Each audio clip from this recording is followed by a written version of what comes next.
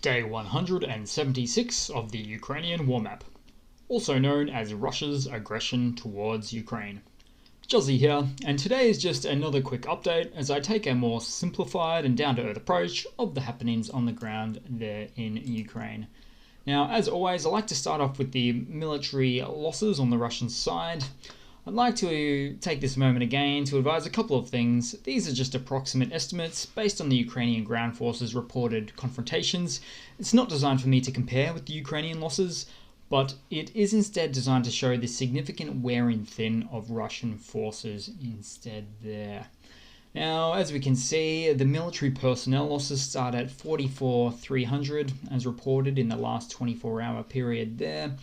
Noteworthy military hardware losses include 3 Russian tank losses, which is quite big or quite considerable and significant, even if it's just a few per day. Tanks are quite hard to replace there, obviously. And a mouthwatering 17 artillery and 7 vehicles. Now we'll move across to the map. Again, we start outside of Ukraine, so this is happening more and more. No shortage of news outside of Ukraine at the moment, and the first one is in Belgorod, where Ukraine took out a communications tower yesterday. You probably already heard this news there. It was widely reported that this was a loitering munition, like the US supplied Switchblade drones or the Switch drones there, but this is unlikely, and it appears to have been something much more sinister than that. Much more of a high-end Ukraine capability, like a clandestine Ukrainian force on the ground or a high-range missile attack. But more information surely to follow on that one soon enough. Now, we start out in Ukraine at the Sumy region here, where Russian forces carried out 15 attacks on the region overnight.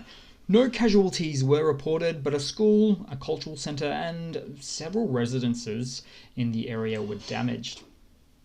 We move across down to the Kharkiv district, or oblast really there, where Russian forces launched rockets overnight. No casualties reported.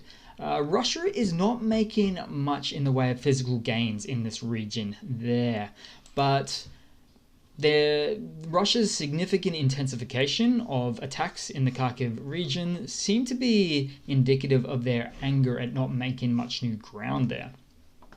But of course, the continued quote-unquote Russian liberation of some residential buildings occurred there as well.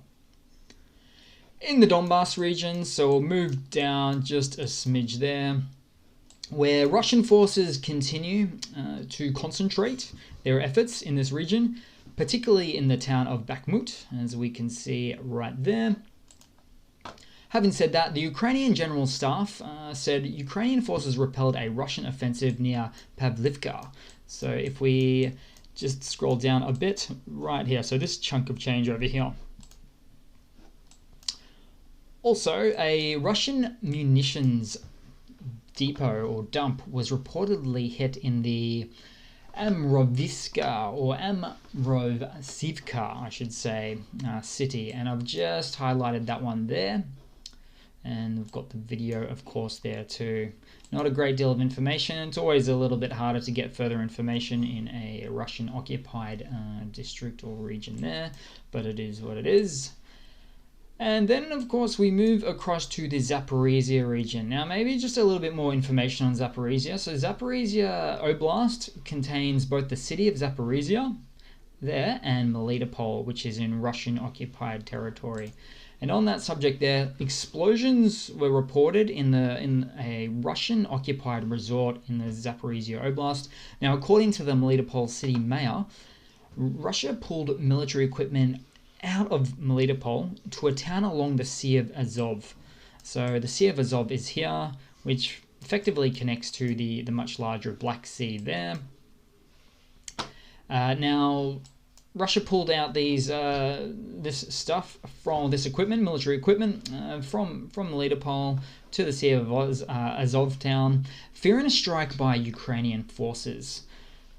Now, what this means is that Russian forces are getting scared of further ammo depot attacks. So many have occurred at this point.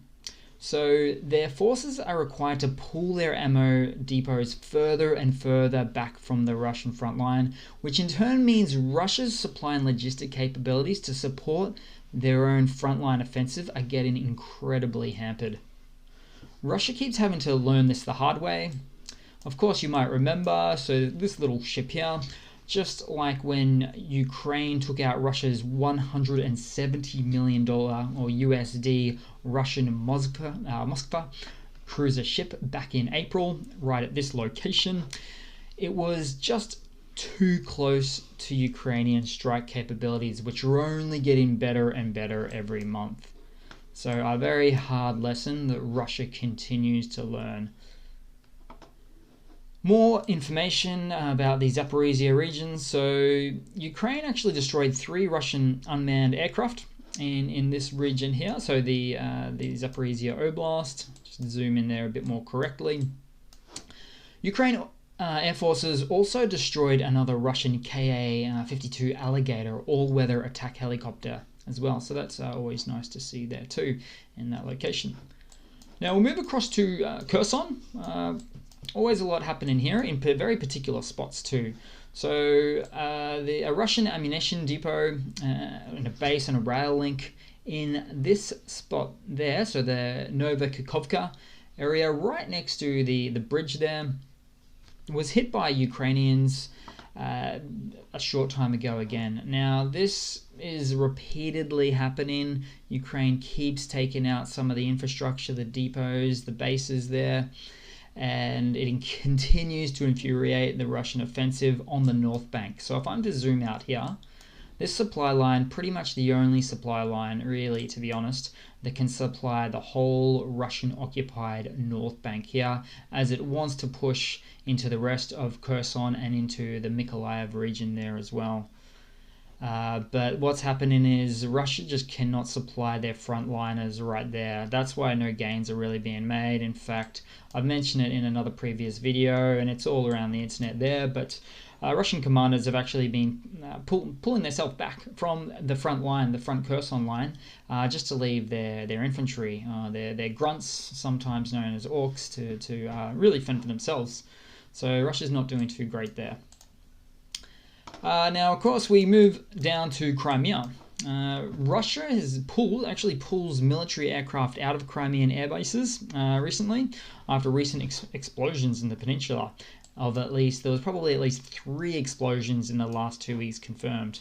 The Ukrainian Ministry of Defense reported that no less than 24 planes and 14 choppers had to be transferred out of the airfields in Crimea.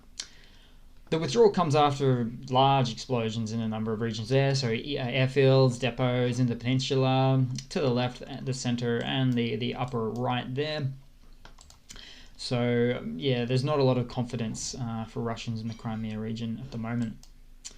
Now in the news, so let's see. Russia tries to recruit mercenaries from Central Asia. So Russia is conducting a recruitment campaign targeting citizens of Uzbekistan, Tajikistan, and Kyrgyzstan, according to Ukraine's military intelligence. The Defense Ministry's main intelligence directorate also said that discontent is growing in Chechnya because locals are being forced to join Russian troops in Ukraine under the threat of criminal prosecution and or torture. So that's not the way for any country to increase morale amongst its troops, forcing them.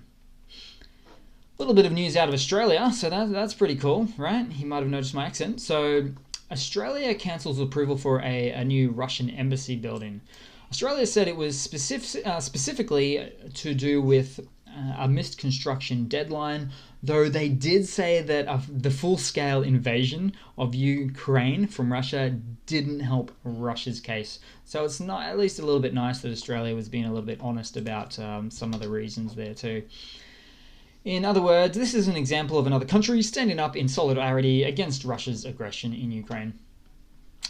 A little bit more news. So 4 cargo ships, grain ships, depart the Black Sea ports of Odessa, down there, and Chernomorsk, right there too. So that's always good to see, a steady outgoing supply there at this point for really international food security needs, as they say. Now, in other news, in another location, so Denmark, maybe I have to pull up a different map at this point here, but Denmark, quite away from the front line, is ready to limit entry of Russian tourists, regardless of an upcoming EU decision on the matter. So that's nice of them there as well, I guess standing up on the NATO side of things. Now, a little bit more news for Crimea there, the Crimean Peninsula. So President Zelensky of Ukraine warns residents of Crimea and other occupied territories not to approach Russian military infrastructure. Now, this is making reference to Ukraine's relatively newly available high-precision strike capabilities via the use of weapons like the HIMARS systems and other systems, and I believe other high-end systems from NATO that have not yet been disclosed. So that's interesting there in my fields. More Ukrainian news. So from a US think tank called the ISW, which says Russian forces are likely losing confidence in the security of Crimea. But it doesn't really take a think tank group at this point to point or figure that one out. Okay, well that's pretty much it, but I guess I'll round it off with a bit of a funny today. So a bit of an image meme which shows new attire for priests proposed in Russia. Now, this meme is a comment on Russian military losses being quite significant. Combine that with the fact that priests are probably the last people on Earth to enter a war battle arena, making for just a small pinch of a laugh there. So thanks again for watching, guys. Please leave a comment, subscribe, hit that like button, show all of those trolls out there who's who and what's what, and I do hope to see all of you guys there in the next one. Cheers.